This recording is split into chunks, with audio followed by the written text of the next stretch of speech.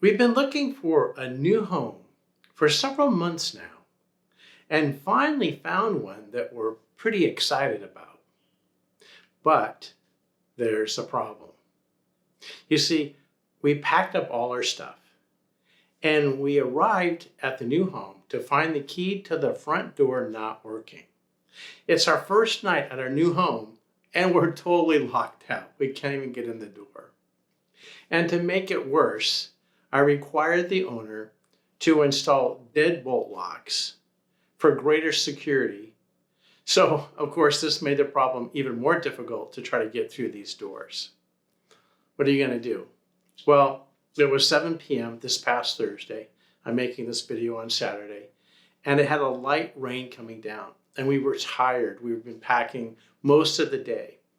And we really needed to find a way quickly to get inside because our things were starting to get wet in the back of my truck because there was a light rain coming down. Now, the owners to this home that we're renting, they live 2 hours away. So we thought, how are we going to solve this one? You know, especially after you've been packing all day and you're tired. Well, today's video will give you a tour of our new home and the neighborhood here in Royal Palms, which is Royal Palms Quatro, located in the Dowey area of Panglao, Bohol. And I'll try to finish the story first, but then I'll give you a tour of our new home so you can see what it looks like. Sound like a plan? Okay, so let's get into it. So I'm not sure if there is a perfect home out there as far as renting in the Philippines.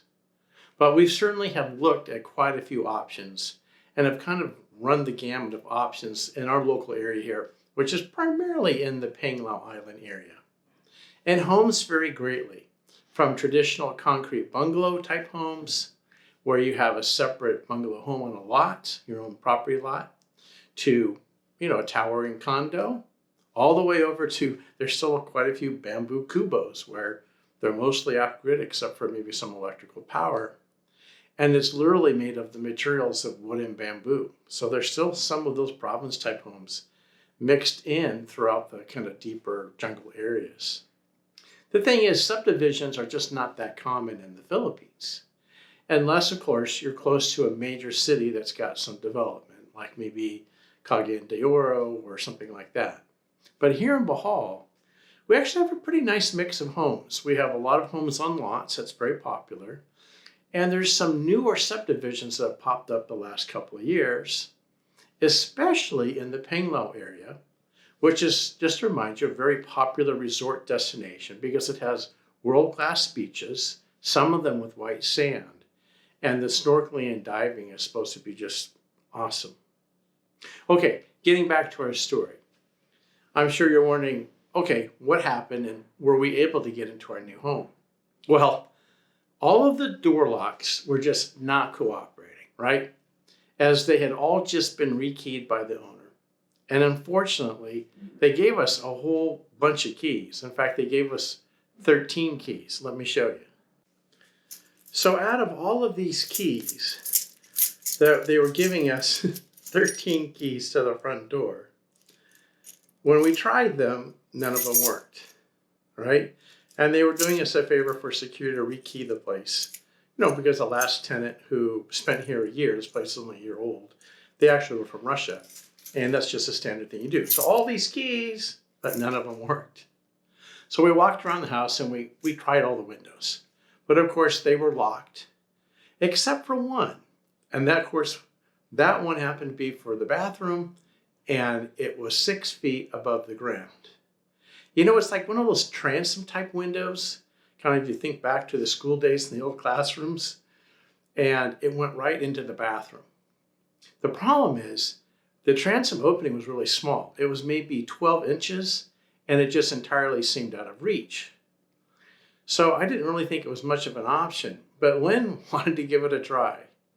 So she's the smaller one of the two of us with this 12 to 15 inch space on this transom window. So I gave her a leg up and she actually was able to get 1 foot and a leg all the way through the window. So now she's kind of straddling the window. Then she pushed her head through and got her head inside the bathroom. So we're like halfway there. All she's got to do is work her torso through the transom window, and then she'll be in, pull on the other leg, and then jump down. But, of course, her torso would not fit. And for a moment there, I really thought she was stuck halfway in and halfway out. I'm like, oh no, now we're going to have to call the fire department or something. I really thought that this was going to be a problem. But she was able to wiggle her foot and then her leg back out the window. And somehow I grabbed her and I brought her down to the ground. And it was a really brave attempt. At least that's what I thought was brave, until what happened next, which I just didn't see coming. So as we discussed options, we decided to consider, well, there is a balcony on the second floor. And there is a chance that either the key that we have will work on the balcony, or if we're extremely lucky, maybe the door is unlocked. But looking up at the balcony, how are we going to get up there? We didn't have a ladder. We didn't have any tools. We just had ourselves, and it was dark. Now, Lynn is an even more determined person than I thought, as she took off her shoes and said, let me give it a try. I said, are you sure? I mean, it's been raining. Everything on this roof and everything is wet, and it looks really sketchy to me. It just seems like a risky idea. Well, Lynn is the adventurous type, and she really likes to push through when there's a problem. She doesn't just give up. I really noticed this week because we joined the local gym and we just finished a whole week of workouts. And I realized she's quite athletic and quite flexible. She's only 5'2", but she's a little powerhouse in the gym. And she works hard and sweats, and she was trying the various equipment. I thought, this girl's pretty athletic. Now, you may find this hard to believe, but Lynn took off her tennis shoes. I said, really? No shoes? Don't you want the protection for your feet? She said, this is the Filipino way. Like she was going to climb a palm tree or something. So I thought, well, this will be interesting. Here we go. So, in the very light rain, it wasn't heavy, but light rain, and dark outside, all we had was a street light that kind of lit the area. A very determined Lynn scaled this very vertical entryway straight up to the second story. And I just tried to do my best to balance her from below. I tried to give her a foot up and then kind of keep my hand on her back. And as she climbed up, tried to hold on to her the best I could. Well, she made it up to the point where she could see the wet roof tiles. And they were right in front of her, and she was just a couple of feet above them. I said, what do you think? She said, I'm not sure what I'm going to hold on to, but if I can find something to grab, I might be able to do it. And I thought, this is really going to be the most challenging and sketchy part. Wet roof tiles. Here she goes. I said, if you don't feel safe, stop, come back down. We'll start again. Or do something else. We'll figure another way in. And next thing I know, she didn't even say anything. Next thing I know, she had pulled herself up onto the roof tiles. And then she scrambled her way across the roof tiles to the balcony and then hopped over the top of the balcony and onto the patio. So for a brief moment, we celebrated, yeah. And then Lynn was going to try the key that I gave her, and she came up to the door, and thank goodness it was unlocked. And so we were able to get back into the home, which is great news because we were tired and ready to do that, right? So we had that success and were able to spend the first night in our new home, which was outstanding. So I don't know about most of you guys out there watching this, but for me, I've always been the one that gets into this type of a situation and has to be the one that takes the risk to solve it or whatever difficult problem it is for the family.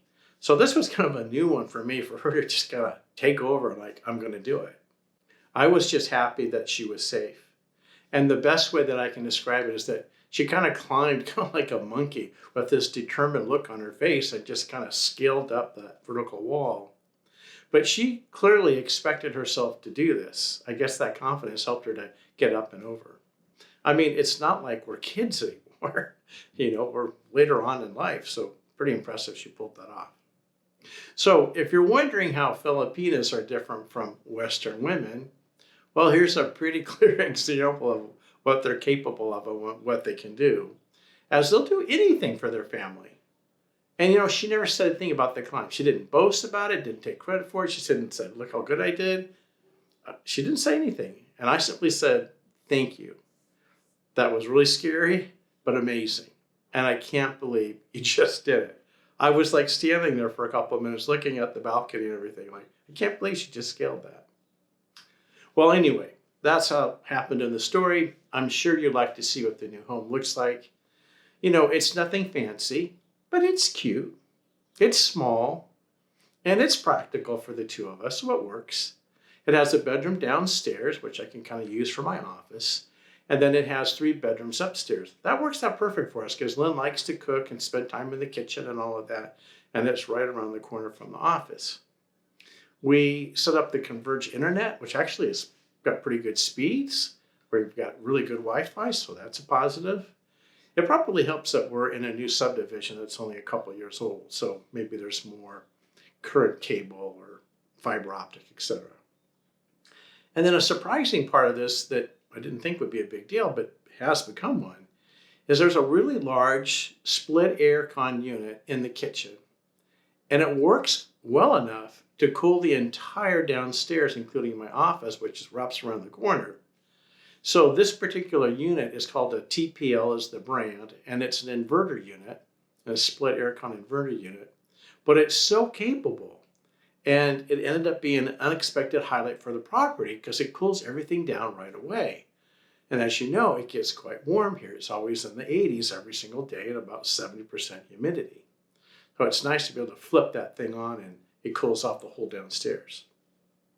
Now the bedrooms have individual wall aircon units. And if I had my choice, which I didn't, they're already here, I would have gone with the split aircon type of format because the main unit is outside the home, so you get more power, and then you just have the distribution unit that is basically attached to the wall. But that's not what we have. We have in-wall air conditioners, just like the old days. That works. Anyway, there are 2 bathrooms in the house. One's upstairs, and then there's one off the kitchen downstairs. They're very unimpressive for this particular unit. I would say it's very much builder grade quality, like the lowest standard that you could have.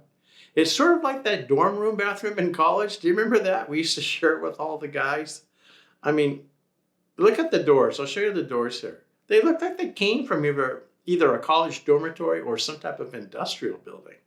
I mean, I don't know why they're in a home looking like this, but they're here and we're renting, and that's fine. Anyway, we like the floor plan of this Palatius Grande and Royal Palms Quatro. And just to give you an idea, the total square meters of the floor area, that's how they kind of measure things here, is 87 square meters. And if you were to convert that to square feet, you'd have 936 square feet. So not a big house by any means. And very small, probably by US standards. But on average, the homes in the Philippines are much smaller than the homes in the US. In fact, they're probably about half the size or even less. And that's just how they've developed here in the Philippines. It's less expensive to cool a smaller house. And even though they have large families, they tend to have smaller houses. Where the US has kind of gone the other way. The last several decades, the houses that they build in these new subdivisions keep getting bigger and bigger and bigger, even though the families aren't really bigger. So it's kind of interesting. Anyway, in this particular subdivision, Royal Palms Quatro, the biggest home in here is called the Hermosa Grande. And it has about 190 square meters of floor space, so roughly around 2,000 square feet. And in that kind of 2,000 square feet, they actually stick 6 bedrooms in there. Now, some of them are pretty small, and that might be from a pragmatic level that there's a lot of large Filipino families, so it's very common to have your parents live with you or siblings. So there may be a lot of people in the household, and that might be the target they're trying to reach. If it were me, it's a pretty nice house. I would have knocked it down to 4 bedrooms and made them bigger.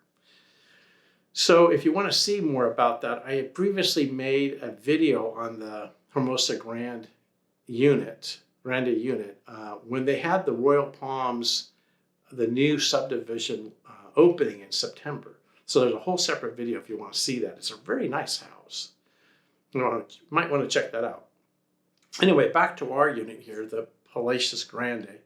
The cost for our model is 35,000 pesos per month, which equals to 576 US, and that's using a 59 exchange rate. Plus Wi-Fi, electric, and water, so all in, we're in about 40,000 pesos per month, roughly 675 bucks. Not a bad deal. So you probably want to know what the Royal Palms subdivision looks like. This is the Quatro Phase 4. So I'll give you a look around here in Panglao, Bohol. We're on a little bit north part of Panglao, which is more the Dawi area technically, but we generally refer to it as Panglao. That's a separate little island just south of Tagbilaran, all right? And it has a pool, it's got a clubhouse, and then a very small gym. It's got a guardhouse at the front gate, and it's very well guarded 24/7.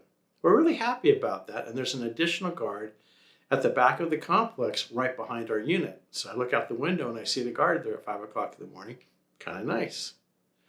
The guards are friendly and they want to know everybody who's coming and going. They're very thorough. And we're really happy to have them, especially at night. Just kind of gives us that extra feeling of security. We've never had any problems here in Panglao. It's a very safe place. Very, very low crime rate. But it's just nice to have the guards because most people aren't just going to mess with it, right? Anyway, last night, they had their first Royal Palms Christmas party here in the subdivision. And they invited us to go, even though we just moved in. And it was done very well. They had a nice buffet, lechon, shrimp, chicken. They had some games that we participated in to kind of get to know the crowd. I mean, we're new to everybody. And then they brought in a band, and the band was actually young but quite good, so it was fun. Here's some of the footage of just us having some fun, some of the games, some of the dancing, everything that was going on. So you're going to give you an idea what it looks like. And for us, it was nice to meet the neighbors, as everyone's just really welcoming. We were kind of shy showing up. I mean, we didn't know anybody, right? But I think it was worth it. And I think potentially we made some new friends. And it makes the place just feel a little bit more at home. And we found out where some of the locals that live here in the complex, where they go out to eat and catch some music and things like that. Sounds like there's a local place they'll meet up. So that's kind of fun. And in the complex itself, there's a real mix of locals. It's primarily Filipinos, but then there's quite a few of expat husbands that are here. So that's kind of the mix. A lot of Americans, actually. They're from around different places. I met a guy from Czechoslovakia last night.